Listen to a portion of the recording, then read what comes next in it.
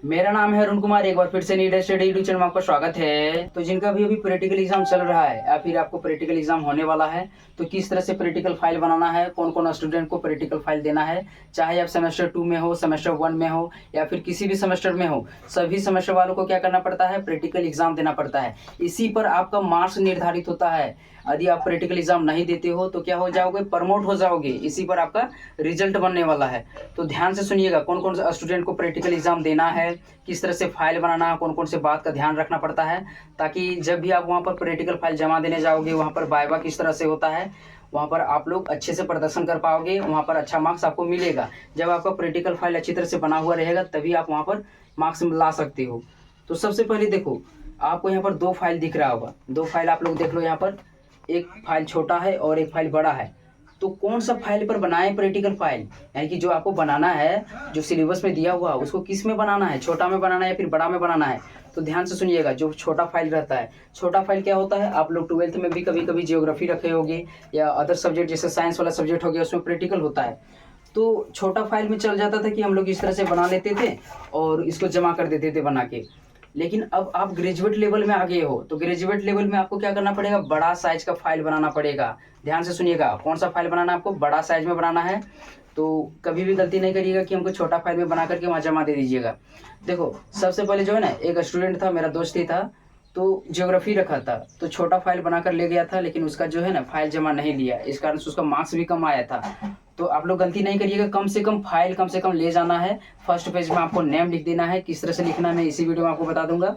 और जो है ना, इसका पेज बड़ा वाला पेज लीजिएगा, ना कि केवल आपको कूट ले लेना है बड़ा वाला, मतलब जो रहता है इसका फाइल बड़ा वाला लेना है, साथ ही साथ पेज भी लेना है। पेज आपको मिल जाएगा A4 5 साइज में, रखो ना A5 साइज में, तो इतना बड़ा पेज मांगिएगा और फाइल आपको छोटा नहीं लेना है, ठीक है।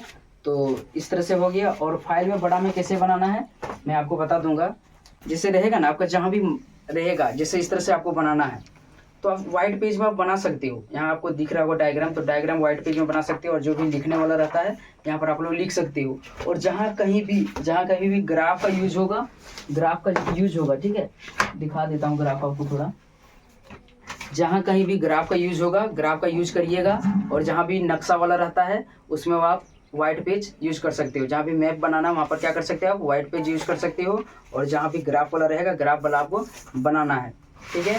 देखो, सबसे पहले जो है ना, प्रैक्टिकल का जो फर्स्ट पेज रहेगा आपका, फर्स्ट पेज जो आपका रहेगा, तो फर्स्ट पेज में तो आपको कुछ तो लिखना पड़ेगा ना।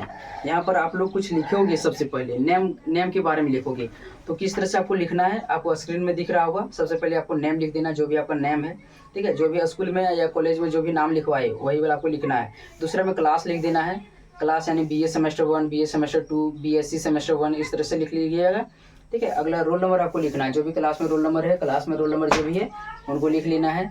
और उसके बाद लिखना है सब्जेक्ट। जैसे आपका जियोग्राफी है तो जियोग्राफी लिख दीजिएगा सब्जेक्ट में, प्रैक्टिकल जियोग्राफी।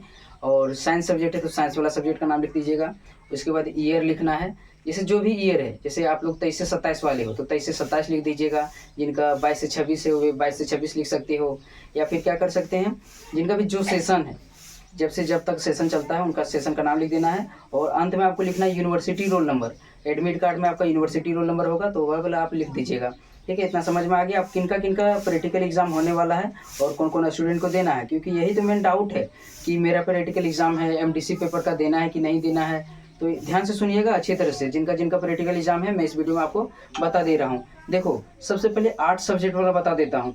आर्ट्स सब्जेक्ट में जो भी स्टूडेंट जियोग्राफी रखे हो, होम साइंस रखे हो, एंथ्रोपोलॉजी रखे हो और साइकोलॉजी रखे हो, जिनका भी geography, home science, anthropology, psychology है, या फिर मेजर में है, माइनर में है, कोर में है या जनरल में है, इन सभी स्टूडेंट को प्रैक्टिकल एग्जाम देना होता है, ठीक है। ध्यान से सुन लिए कि नहीं।